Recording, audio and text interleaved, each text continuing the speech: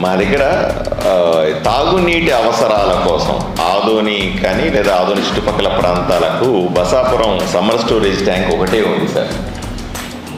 గత ప్రభుత్వంలో, వైసీపీ ప్రభుత్వంలో తీవ్రమైన నిర్లక్ష్యం వల్ల కొంత అప్పుడు జరిగిన అవినీతి, వచ్చిన డబ్బుల్ని సరిగా వాడుకోకపోవడం వల్ల ఒక పక్కన కుంగిపోయిందండి. దాన్ని నేను ఎమ్మెల్యే అయిన తర్వాత దాన్ని రిపేర్ చేసి ఏదో విధంగా దాన్ని స్టెబిలైజ్ చేస్తాను మిమ్మల్ని రిక్వెస్ట్ చేశాను కలెక్టర్గా. గవర్నమెంట్ కూడా రిక్వెస్ట్ చేసి 33 కోట్ల రూపాయలు ఎస్టిమేషన్ వేసి దానికి ప్రతిపాదనలు పంపించాం సార్.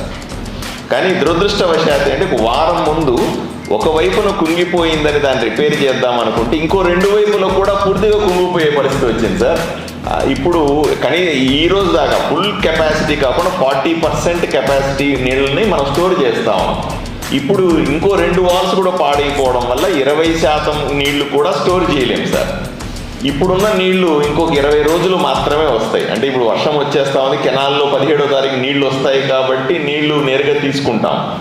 వచ్చే సమ్మర్ లోపల దాన్ని రిపేర్ చేయలేకపోయినా, వచ్చే సమ్మర్ లోపల సమ్మర్ స్టోరేజ్ బసాపురం ట్యాంక్ని మనం రిపేర్ చేసుకుని మళ్ళీ బండిని ప్రాపర్గా చేసుకోలేకపోతే దాంట్లో 20% నీళ్ళే నింపితే ఇప్పుడికే వారానికి ఒక్కసారి ఆదోళనలో నీళ్ళు వస్తాం, అప్పుడు నెలకు ఒకసారి నీళ్ళు వస్తాయి సార్.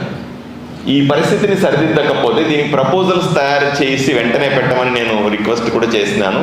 అది రిక్వెస్ట్ దాన్ని తీసుకుని చేయకపోతే చాలా పెద్ద ప్రమాదం పొంచి ఉంది.